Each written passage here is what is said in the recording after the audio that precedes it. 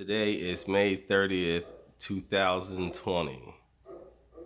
I'm talking about my third experience of racism when I was in the military. But first, I speak about one of my first experiences in basic training before I speak about my third, but I'll be quick.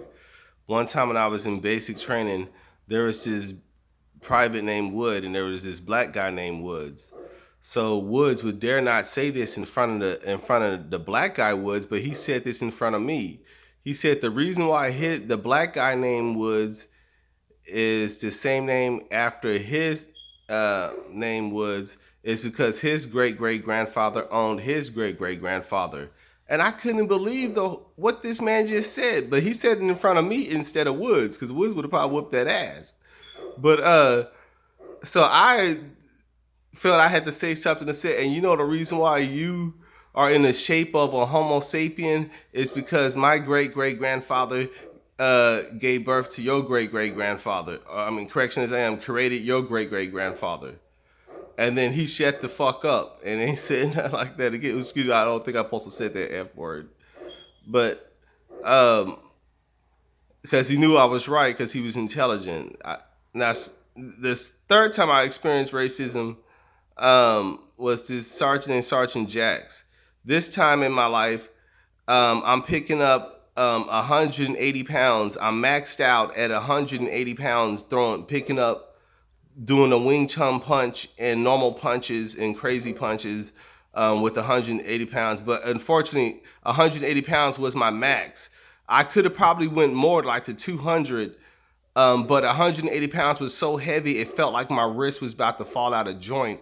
So I couldn't go past that, and all I could do was just one punch with each one, and that was literally my max.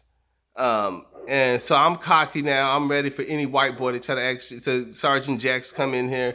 He's a new sergeant. We all going to second of the we just well I came from the second of 187 Rocket Sons.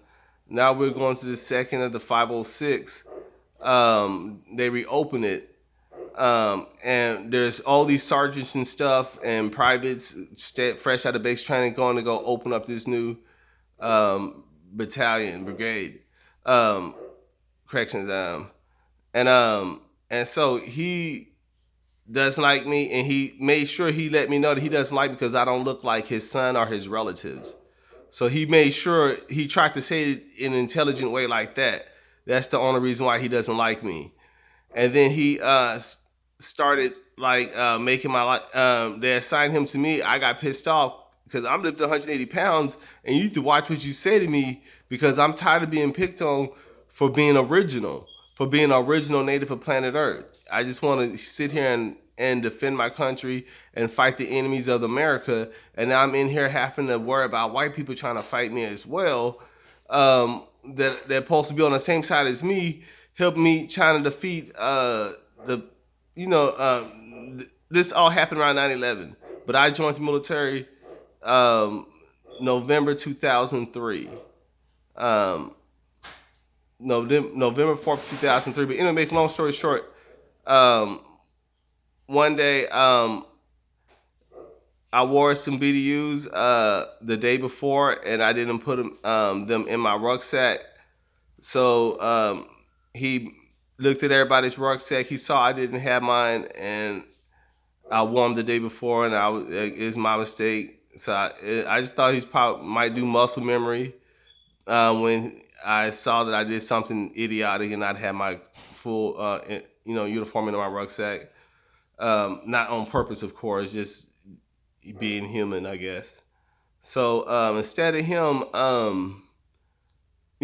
making me do push-ups, sit-ups, all that stuff, smoke you, he wants to put a 45-pound rucksack in my way to as to replace um, the weight. I mean, to replace the pair of BDUs that probably didn't even weigh no more than probably 5 pounds together. So I now doing 45 pounds plus everything else I had in my rucksack. And so, I'm cocky. I'm like, shit, that ain't nothing. I'm lifting 345s on each side of the bar with my shrubs. And I'm lifting 180 pounds doing punches with it. Going from 180 pounds, working myself down to 10 pounds, then building myself back up to 150, 120, and going back down and building myself back up to 150. No, my arms are rock. And even to this day, my arms are stamped, even though I don't work out like I used to, but my arms are stamped. Like you can tell that I'm not lying about how much I was lifting with my arms. But anyway, making long story short, I'm like, okay, shoot, let's do this. So I'm trying to stay in formation. He screamed at me into my bed, and I found information, made me look like I was going to get in trouble and stuff, and try to belittle me and clown me and all that stuff. And here's one of the worst things about Sergeant Jax. If I would have went to war, and survived and came back, I would have to give it because of him, all the training and stuff that he did, even though he was the drilling and all that. Because he was definitely one of the most intelligent men that I have ever met a day in my life, and I've yet to meet anybody else as bright and as intelligent as him. But unfortunately, the man was racist, and it ate the 45-pound weight was directly on my back on a rucksack, and it ate the skin off my lower back and gave me lower back trouble, and I, even though I could still pick up 345s on each side of the bar. Like probably a week or so after my body healed, I couldn't do it with great ease. It's now like a strain. When I was doing it with ease, and I have lower back trouble even till this day. I can't even lift 145 on each bar now, and I tried, and now that could also be old age as well. But it's definitely because of my lower back trouble. The VA is also paying me for my back trouble as well, so I know I'm not lying about it.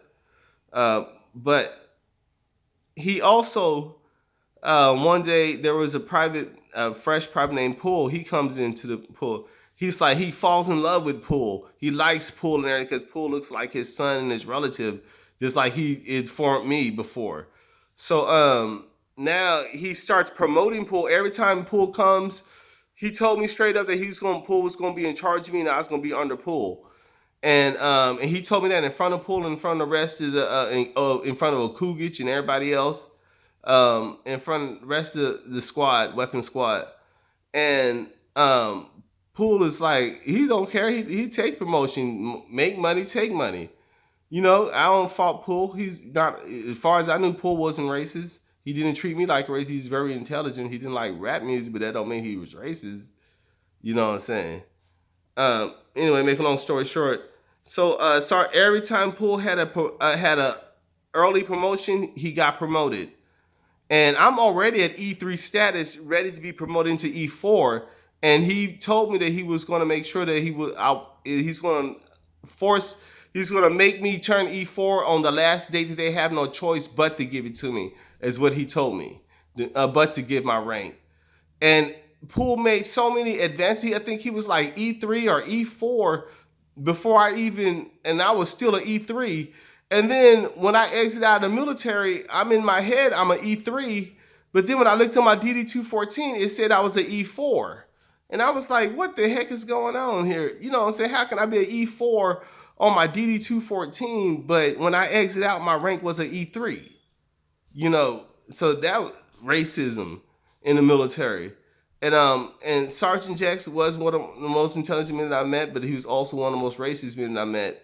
And one day I got tired and I was ready to box, and he got the nigga out of me. He kept picking at me till he got it, and he got what he wanted. But I didn't fight him, but I was ready to. I was ready to defend myself if I had to. Because remember, I'm picking up 180 pounds, 345s on each side. I'm the most strongest and cockiest motherfucker in there, bitch. You better watch out.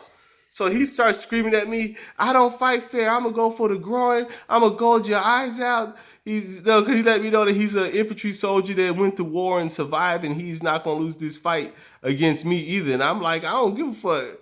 I'm going to pick his ass up just like I did with those 345s on each side of the bar, and his ass is sliding that. And so he's not going to be able to take it to the ground. I was going to lift him up, swing him around, because men tried to jump me, and I pick him up. I was so strong, I pick him up like a suitcase, and carried them around the Bay Area to humiliate, because they try to humiliate me. And so people really didn't want to pick at me too much because they knew I was too strong and too cocky. So we started doing this intelligent picking, started talking about racism in the beginning of men and stuff like that, and white people are superior than blacks and stuff like that. And I say, well, black people are superior because we're the first race, and all races came from us, and we're perfect for space travel, and we're not allergic to any star in the universe, but yet you're allergic to this star, the solar system that you're from. And I used to be like that. We just had talks like that. That's as far as racism got. You know, trying our best not to fight each other, but still letting our tongues do the fighting for us.